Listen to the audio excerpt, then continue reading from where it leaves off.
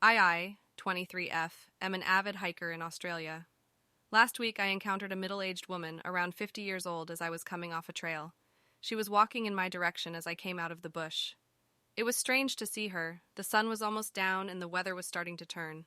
Also, this was an intermediate collection of trails at best, difficult even for me at worst. And she didn't look super athletic. Point is, my weird radar was going off already. She walked up to me and stopped, standing too close for my comfort, gestured toward the clearing where my car was parked, and asked whether it was my car. No greeting or anything. When I looked over, something made me uncomfortable. There were no cars other than mine in sight. The trail I was on isn't crazy far from civilization, but it's not a walk away. One of those highway rest stops that's there for the trail and a few parking spots. No way she could have got there without driving. I let her know that, yes, it was my car, to which she responded something like, "Perfect, there's a storm coming, I can't be caught in it, and I need to get home." She was very matter-of-fact.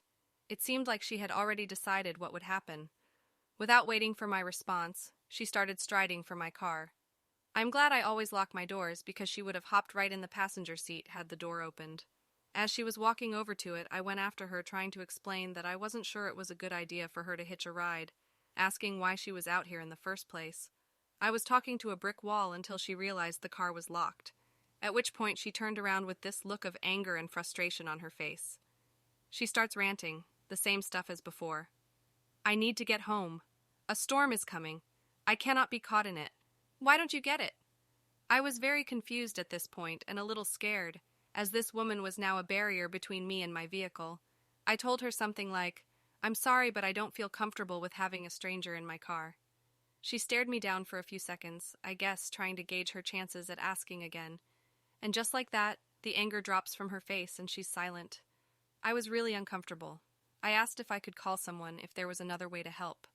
She starts walking towards me, scary, but then right past me. I'm still asking her questions, then just saying things like hello and excuse me.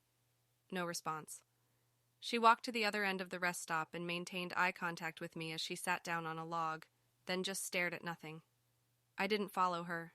I got into my car really shaken up and drove away. As soon as I was back in cell range, I called fire and rescue. They said they would send someone out. I was scared for my safety in the moment, but she was just some woman alone in the middle of nowhere. Am I the asshole for refusing this strange woman a ride, shelter in my car?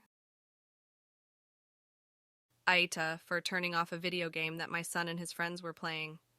My son had a sleepover with a few of his friends last night. They had gone swimming and played at the park before coming back to my house to play video games in the living room. I bought them a pizza to eat and was overwhelmed by the smell of 10-11 yo-boy armpits. I told them to go put deodorant on and they said okay. I checked in with them a few minutes later and they still hadn't washed up. At that point they started to push back that they didn't need it because they already put some on last night. I said whatever deodorant they put on last night had gotten washed off at the pool, and you all spent the last hours running around in warm weather. I told them again to put some on. They still didn't put any on, so I turned off their video game. Apparently they were just about to pass a difficult level before I turned it off, and were very upset with me. My son later told me that I embarrassed him. I told him that I handled it the way that I did because I wasn't getting their attention. AITA for making my parents kick my nephew out of their will. I, 47F, have always had a very strained relationship with my brother, 51M. He's had a very bad accident when he was 17 and spent 3 months in a coma. Ever since he's been the child my parents swooned over and they make excuses for everything he does. I've been to therapy because of this for over a decade as I resented him for my parents forgetting about me when I was younger, even though I love my parents to death. My nephew, 31M, has basically been raised by my parents as well. His mom passed away during childbirth, and my brother lived with our parents till about 4 years ago when he moved in with his girlfriend. Because my brother is handicapped and doesn't have big motor skills, a lot of the child care was taken care of by my parents over the years, till my nephew moved out of state 5 years ago for his job. A couple of weeks ago, my parents were meeting with their lawyer to set up their will, as they're both no longer in the best of health and want to make sure we're taken care of. The only big thing they have is their house and car. They were talking about that they want to split the inheritance 3 ways, and I got confused and asked them why 3 ways, considering it's only me and my brother. They said they wanted my nephew in there as well, as they basically raised him since birth and consider him largely as their child too. I told them that's not fair as I have 2 kids as well, and if my nephew is in the will, they should as well. My brother said that what they're doing with their money is their business and I should stay out of it, but I disagreed. Eventually, my parents agreed and didn't give my nephew his share. My brother called it a giant dick move and called me petty to punish my nephew for the resentment I have towards him. We broke out into a fight that my parents had to unfortunately break up. My nephew called me a couple of days ago to check in on my youngest as he's her godfather. He had already heard what happened and just said that it was a bit of Karen move to do, but he's unbothered by it as it's none of his business. But my brother is still very upset with me and my parents are rather cold to me as well. AITA here? Edit.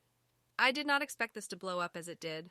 Thank you everyone for the sometimes harsh but honest comments. With this is just want to clarify some things. My nephew is godfather of my youngest. She is 7. My eldest is 10. He is also the only one in the family around his age. All my cousins are around my age, and then there are the small kids. He and I have a good relationship. He's always been a very hard worker and studied hard to be where he is now, and I can't be more proud of him, what he's been able to accomplish with the limited resources he has. My parents absolutely adore my kids as well, and babysit after when me and my husband need help or are busy with work. My parents are in a care home and want none of us to take care of them. They made sure that no one had to. And even when my nephew was living with them, he did errands for them like running to shops, groceries, making appointments for them when need be. Just because he moved out of state, he cannot do that anymore. We also did it together as many mentioned that my brother wasn't able to do this. It is true that they see my nephew more as a son than a grandson. I boarded the train from London to Paris yesterday with my family, and when we got to our booked and assigned table seats, there were 3 Americans sitting there from a big tour group. Their argument was that someone had taken their seats, and they wouldn't tell me which seats were originally theirs. But as I had a 5-year-old and a 9-year-old with me and didn't want to be separated for 2 hours, I refused to give up our designated seats and forced them to move. When we got off at the other end, the girls gave me huge stink eye. Was I the asshole?